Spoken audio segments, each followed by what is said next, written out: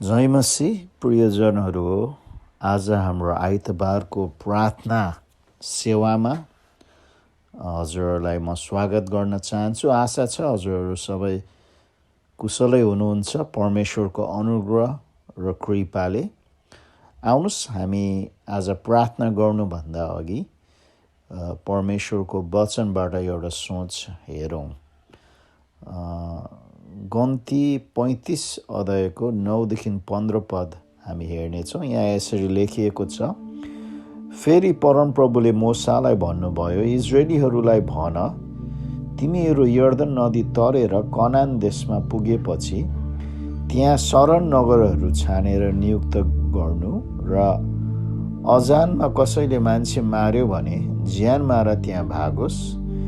ती सहरहरू बदला लिन खोज्नेबाट शरण लिने ठाउँ हुनेछ र त्यो ज्यान मारा समुदायको सामुन्यको लागि खडा नहुन्जेल नमारियोस्। तिमीहरूले दिने शरण नगरको सङ्ख्या 6वटा होस्। यर्दन वारी पूर्वपट्टि 3वटा सहर, कनान देशमा 3वटा सहर शरण नगरको निम्ति छुट्याउनु। इजरायलीहरू, परदेशीहरू र तिनीहरूको बीचमा अरू प्रवास गर्नेहरूका निम्ति ती सहर 6वटा शरण नगरहरू हुनेछन्। यसरी अजानमा कसैको ज्यान लिने व्यक्ति त्यहाँ भागेर जान सक। आमेन। हामी छोटो प्रार्थना गरौँ।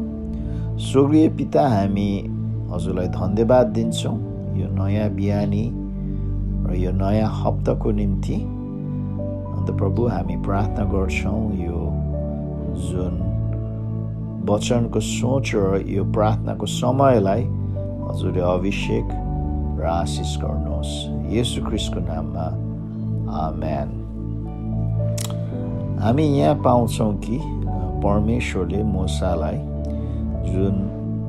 जब कनान पुगेपछि जुन परमेश्वरले प्रतिज्ञा गर्नुभएको जुन भूमिमा पुगेपछि 6वटा शरण नगरहरू नियुक्त गर्नु भनेर चाहिँ त्यहाँ आज्ञा गरिएको छ। अन्त यो शरण नगरहरू चाहिँ यदि कसैले अन्जानमा मानिस मारेको खण्डमा उनीहरू चाहिँ त्यहाँ भागेर शरण लिन सक्थे, होइन?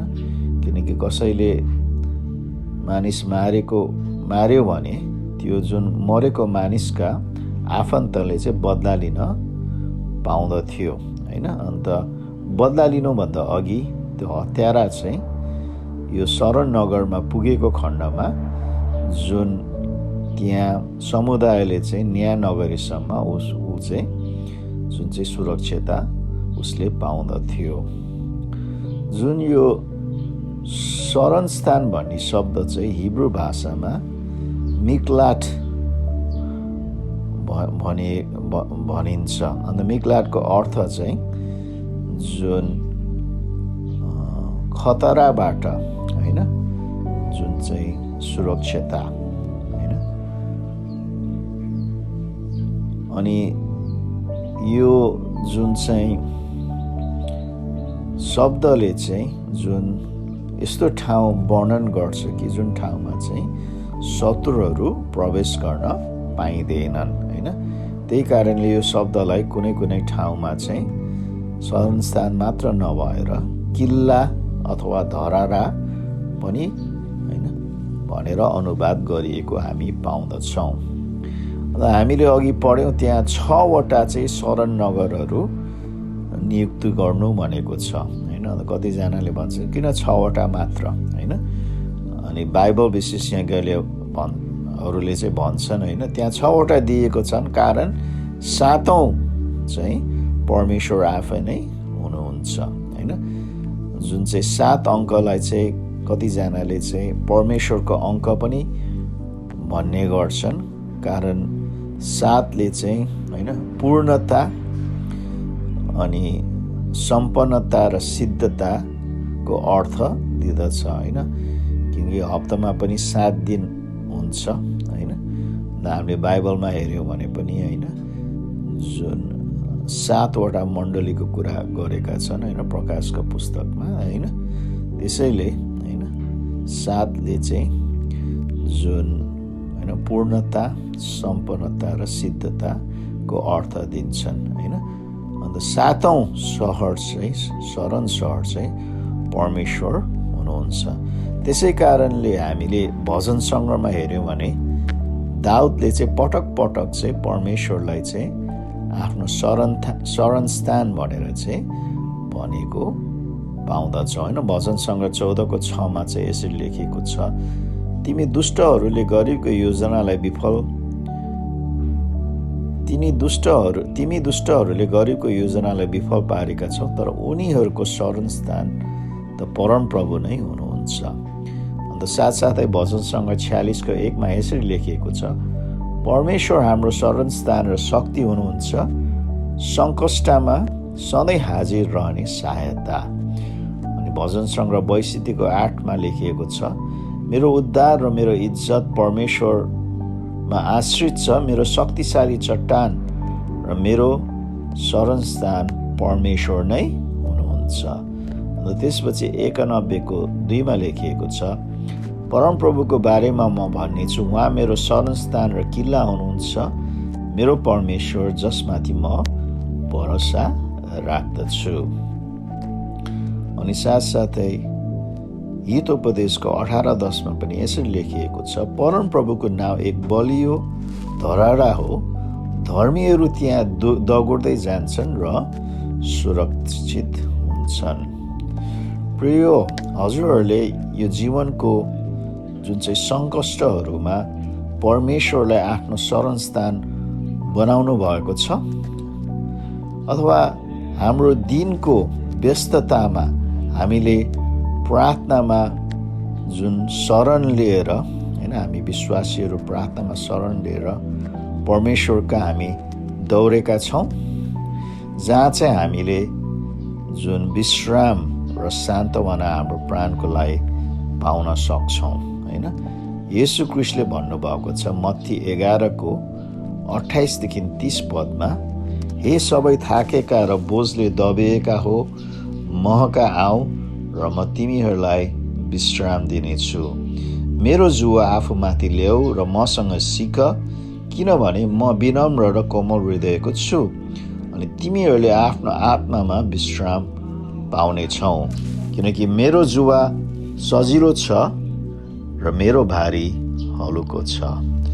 प्रिय, आज हामी हाम्रो परमेश्वरलाई आफ्नो शरणस्थान बनाऊ। हामी येशू ख्रीष्टमा विश्राम लियौँ हैन।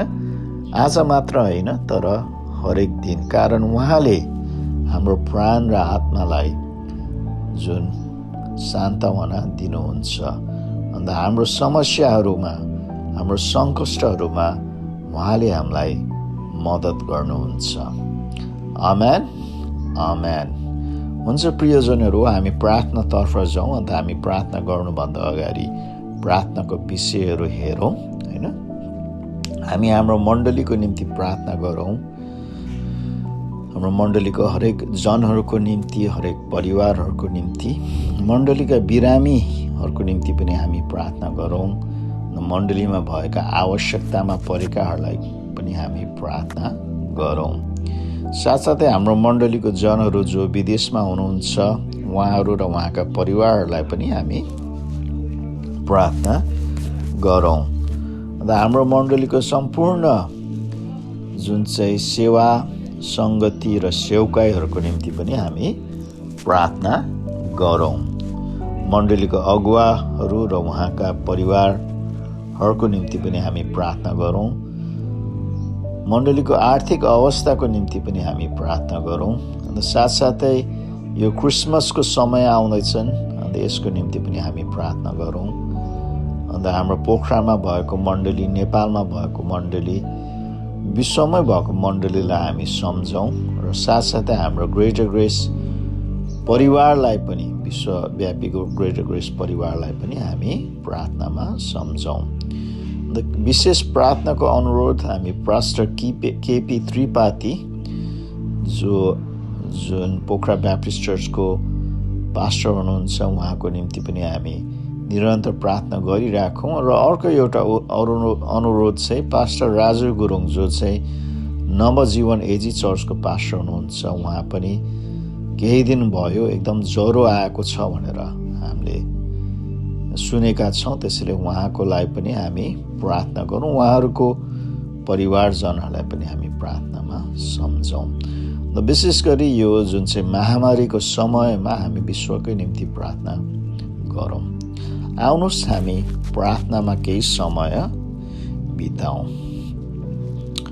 स्वर्गीय पिता, हामी हजुरको चरणमा आउँछौँ र हामी हजुरलाई धन्यवाद दिन्छौँ, कारण हजुर हाम्रो शरणस्थान हुनुहुन्छ, हाम्रो किल्ला, हाम्रो धरना हुनुहुन्छ। हामीलाई कुनै पनि समस्या परेको खण्डमा, कुनै पनि सङ्कष्ट परेको खण्डमा प्रभु हामी दौडेर हजुरका जान सक्छौँ, त हामीले सुरक्षितता पाउँदछौँ। प्रभु हाम्रो प्राण र आत्मा व्याकुल भएको अवस्थामा, निराश भएको अवस्थामा, खलबलिएको अवस्थामा प्रभु हामीले हजुरमा विश्राम पाउन सक्छौँ। ओ प्रभु, हामीलाई प्रभु दैनिक हिसाबले जुन प्रार्थनामा हजुरमा शरण लिन सिकाउनुहोस् प्रभु, हजुरबाट हामीले उत्साह र सान्त्वना पाउन सकौँ। विशेष गरी हामी यो समयमा प्रभु हामी विभिन्न विषयहरूको निम्ति प्रार्थना गर्छौँ। हाम्रो आफ्नो मण्डलीलाई हजुरको हातमा सुम्पिदिन्छौँ। हाम्रो मण्डलीको हरेक जनहरू, हरेक परिवारहरूलाई हामी सम्झन्छौँ। प्रभु सुरक्षितता दिनुहोस् अनि आशिष गर्नुहोस् भनेर हामी प्रार्थना गर्छौँ। हजुरसँगको सम्बन्धमा अझ नजिक, अझ घनिष्ठ बनाउनुहोस् भनेर हामी प्रार्थना गर्छौँ। र हजुरको सिद्ध इच्छामा हरेकलाई प्रभु डोराउनुहोस् भनेर हामी प्रार्थना गर्छौँ। साथसाथै मण्डलीमा भएको बिरामीहरूको निम्ति पनि हामी प्रार्थना गर्छौँ। कति हाम्रो मण्डलीका जनहरू, विशेष गरी वृद्ध आमा बुवाहरू जुन दुर्बल र कमजोर अवस्थामा हुनुहुन्छ स्वास्थ्यको हिसाबले, उहाँहरूलाई छुनुहोस् र चङ्गाई गर्नुहोस् भनेर हामी अनुरोध गर्छौँ प्रभु। अन्त साथसाथै हाम्रो साना बालबालिकाहरूलाई पनि यो जाडोको समयमा हामी सम्झन्छौँ। सुरक्षितता र स्वस्थता दिनुहोस्। अनि हाम्रो मण्डलीमा जुन आवश्यकतामा परेकाहरूलाई पनि हामी सम्झन्छौँ। विशेष गरी यो महामारीको कारणले गर्दा कतिजनाले रोजगार पाएका छैनन्, आम्दानी छैनन्, उहाँहरूको निम्ति हामी प्रार्थना गर्छौँ। प्रभु हजुरले आफ्नो स्वर्गको भण्डार खोलिदिनुहोस् र प्रशस्त रूपले उहाँहरूलाई प्रबन्ध गरिदिनुहोस् भनेर हामी प्रार्थना गर्छौँ। हाम्रो मण्डलीका प्रियजनहरू जो विदेशमा हुनुहुन्छ उहाँहरूलाई हामी सम्झन्छौँ। हाम्रो एलिसा छोरीको निम्ति जो साइप्रसमा हुनुहुन्छ, हाम्रो अभिषेक भाइ, सन्ध्या बहिनी र सुरेन्द्र भाइ जो खाडी क्षेत्रमा हुनुहुन्छ, हाम्रो शेरजी जो बेलायतमा हुनुहुन्छ, डाक्टर जीवन, उहाँको श्रीमती जुन प्रीति र उहाँको छोरीहरू जोसेफिन र जोइस जो पनि बेलायतमा हुनुहुन्छ, हाम्रो किरण भाइ जो अस्ट्रेलियामा हुनुहुन्छ, उहाँहरू र उहाँहरूको सबै परिवारजनहरू जो नेपालमा हुनुहुन्छ, उहाँहरूलाई हामी सम्झन्छौँ। उहाँहरूलाई सुरक्षितता दिनुहोस् प्रभु र आशिष गर्नुहोस् भनेर हामी प्रार्थना गर्छौँ। अन्त हाम्रो मण्डलीको सम्पूर्ण सेवाहरू, सङ्गतिहरू र सेवकाहरूलाई हजुरको हातमा राख्छौँ। यो महामारीको कारणले कति कुराहरू हामी सीमित मात्रामा उपलब्ध गर्न सकेका छौँ। अन्त कति हाम्रो सेवा सङ्गतिहरू हामीले अनलाइन जुन चाहिँ इन्टरनेटद्वारा गर्नु परेको छ। त्यही पनि प्रभु हजुरले यी जुन चाहिँ सङ्गति, सेवा र सेवकाहरूलाई प्रभावकारी बनाउनुहोस् र आफ्ना जनहरूलाई तीहरूद्वारा आशिष गर्नुहोस् भनेर हामी प्रार्थना गर्छौँ। हाम्रो मण्डलीको अगुवा र उहाँहरूको परिवारहरूलाई पनि हजुरको हातमा राख्छौँ। हाम्रो पास्टर जेम्स, एलिसबा बहिनी र समर्पण हजुरको हातमा राख्छौँ। र साथसाथै हाम्रो सुरज भाइ र मिना बहिनीलाई हजुरको हातमा राख्छौँ र हाम्रो गोकर्णजी अन्त उहाँको मिसेस हाम्रो बेली मायाजी र उहाँका छोरीहरू एलिसाको निम्ति हामीले प्रार्थना गरिसिद्यौँ। अन्त साथसाथै ज्ञानीको निम्ति र रेबेकाको निम्ति र श्यामलको निम्ति पनि हामी प्रार्थना गर्छौँ र हाम्रो राजकुमारजी र हाम्रो दुर्गाजीको निम्ति पनि हामी प्रार्थना गर्छौँ। उहाँका जुन चाहिँ छोरी र छोराहरूको निम्ति आयुष एरन र एबेलको निम्ति पनि हामी प्रार्थना गर्छौँ र साथसाथै हामी हाम्रो रोशन भाइ र सुनिता बहिनी उहाँका छोरी शुभेच्छाको निम्ति पनि प्रार्थना गर्छौँ। अन्त उहाँहरूको सम्पूर्ण जुन हाम्रो अगुवाहरूको सम्पूर्ण उहाँहरूका परिवारजनहरू बुवा आमा अन्त विभिन्न परिवारका सदस्यहरूलाई पनि हजुरको हातमा राख्छु। आशिष गर्नुहोस्, उहाँहरूलाई सुरक्षितता दिनुहोस् प्रभु। र साथसाथै प्रभु हाम्रो मण्डलीको जुन चाहिँ आर्थिक अवस्थालाई हामी प्रार्थनामा राख्छौँ। यो महामारीको कारणले हाम्रो भेटी दशंशाहरू अलिक घटिराखेको छ, तर प्रभु हजुरमा केही कुरा असम्भव छैन। हजुरले प्रभु प्रबन्ध गरिदिनुहोस् कि हामीले खर्चहरू पुर्याउन सकौँ प्रभु। हजुरको हातमा हामी सुम्पिदिन्छौँ। अन्त यो क्रिसमसको समय पनि नजिक आएको छ। अन्त यो महामारीको कारणले हामी एकै ठाउँमा भेट हुन सम्भव सायद हुँदैन होला, तर यो क्रिसमस जुन चाहिँ आशिषमय हजुरले बनाउनुहोस्। जसरी भए तापनि चाहे हामी आफ्नो आफ्नो परिवारमा अथवा सानो रूपमा हामीले मनाएर हुन्छ प्रभु, हजुरले प्रभु यो समयलाई चाहिँ हजुरले आशिषपूर्ण बनाउनुहोस्। अन्त हामीले यो समयमा विशेष गरी वरिपरिका जुन विश्वासमा नभएकाहरूलाई प्रभु क्रिसमसको सन्देश जुन क्रिसमा भएको आशा हामीले बाँड्न सकौँ भनेर हामी प्रार्थना गर्छौँ। हाम्रो पोखरामा भएको सम्पूर्ण मण्डलीहरूलाई, नेपालमा भएका मण्डलीहरूलाई, विश्वमै भएको मण्डलीहरूलाई हामी सम्झन्छौँ। अन्त प्रभु यो समयमा प्रभु हामी विश्वासी जनहरूले हजुरको महिमा गर्न सकौँ प्रभु। हाम्रो ग्रेटर ग्रेस मण्डली परिवारलाई पनि हजुरको हातमा राख्छौँ।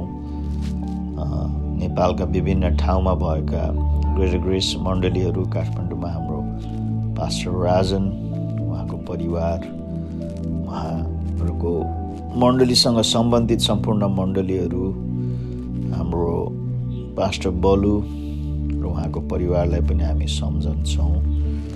र साथसाथै हामीसँग आत्मिक सम्बन्ध भएको परिवारहरूलाई पनि हामी मण्डली परिवारहरूलाई पनि हामी सम्झन्छौँ। हाम्रो पास्टर बिल उहाँको परिवार र मण्डली, हाम्रो पास्टर बुद्धि उहाँको परिवार र मण्डली, हाम्रो पास्टर अब्राहम र उहाँका परिवारका मण्डलीहरू, परिवार र मण्डलीलाई पनि हामी सम्झन्छौँ प्रभु। हजुरको हातमा हामी राख्छौँ प्रभु।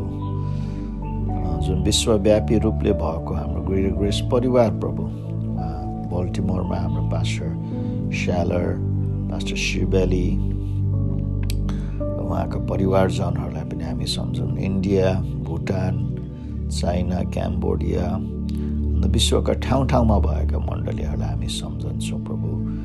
हजुरले आशिष गर्नुहोस् र सुरक्षितता दिनुहोस्। विशेष प्रार्थनाको जुन अनुरोधहरू छन्, हामी हाम्रो पास्टर केपी त्रिपाठी, उहाँ लामो समयमा हस्पिटलाइज हुनुभएको छ। उहाँको निम्ति हामी विशेष चङ्गाइको लागि प्रार्थना गर्छौँ। उहाँलाई न्युमोनिया, डायबिटिज को कारणले प्रभु उहाँ धेरै कमजोर र दुर्बल हुनुहुन्छ, भेन्टिलेटरमा राखिएको छ। प्रभु सुनुहोस् र हजुरले चङ्गाइ गर्नुहोस्। हामीले हालैमा सुनेको छ नवजीवन एजी चर्चको पास्टर राजु गुरुङलाई पनि प्रभु ज्वरो आएको छ, केही दिन भयो। अन्त प्रभु उहाँलाई प्रभु हजुरको हातमा राख्छु, चङ्गाइ गर्नुहोस् प्रभु। र साथसाथै उहाँहरूको परिवारजनहरूलाई, उहाँहरूको मण्डलीजनहरूलाई पनि यो समयमा हजुरको हातमा हामी सुम्पिदिन्छौँ। हामी विश्वलाई सम्झिन्छौँ, विशेष गरी यो महामारीको समयमा प्रभु हजुरले आफ्नो अनुग्रह, आफ्नो दया र कृपा पोखाउनुहोस्। यो सङ्क्रमण वृद्धि हुनुबाट हजुरले रोक्नुहोस्। जसले आफन्तहरूलाई गुमाएका छन् उनीहरूलाई प्रभु हजुरले सान्त्वना दिनुहोस् प्रभु। अनि साथसाथै प्रभु जुन डरमा, जुन चिन्तामा, अन्यलतामा भएकाहरूलाई प्रभु हजुरले विशेष सुसमाचारको सन्देशद्वारा उत्साह गर्नुहोस् प्रभु। अन्त धेरैलाई प्रभु हजुरको राज्यमा ल्याउनुहोस् प्रभु। हामी जुन यो कोभिड-19 को लागि त्यो भ्याक्सिनहरू तयारी भइरहेको छ प्रभु। यो भ्याक्सिनहरू प्रभु चाँडोभन्दा चाँडो उपलब्ध गराइदिनुहोस् प्रभु। अन्त विशेष गरी गरिब देशहरूमा, हाम्रा नेपाल जस्ता देशहरूमा प्रभु हजुरले उपलब्ध गराइदिएर प्रभु सबै मानिसहरूलाई प्रभु यो रोगबाट सुरक्षित गराइदिनुहोस् भनेर हामी प्रार्थना गर्छौँ प्रभु। प्रभु हामी सबै कुरा हजुरको हातमा राख्छौँ प्रभु। हजुरमा नै हामी शरण लिन्छौँ, हामी धन्यवाद दिन्छौँ। हजुरले हामीलाई आशिष गर्नुहोस् भनेर हामी प्रार्थना गर्छौँ येशू ख्रीष्टको उच्च अनि पवित्र नाममा, आमेन। हुन्छ प्रियजनहरू, धन्यवाद हजुरहरू आज मसँग यो प्रार्थनाको सेवामा सहभागी हुन सक्नुभयो प्रभु। अन्त हामी प्रार्थनाको मनुष्यमा रहिराखौँ, यो दिन मात्र होइन, आउने हप्ताभरि नै प्रभु। अन्त परमेश्वरको उपस्थितिमा हामी जिउँ, परमेश्वरको जीवनले हामी भरिपूर्ण हौँ। अन्त अहिले म बिदा चाहन्छु। म मेरो परिवार तर्फबाट हजुरहरू सबैलाई धेरै प्रेम, धेरै माया, सम्झना र प्रार्थना। हजुरलाई म जय मसीह भन्न चाहन्छु। परमेश्वरले हजुरहरूलाई प्रशस्त आशिष दिउन्। जय मसीह।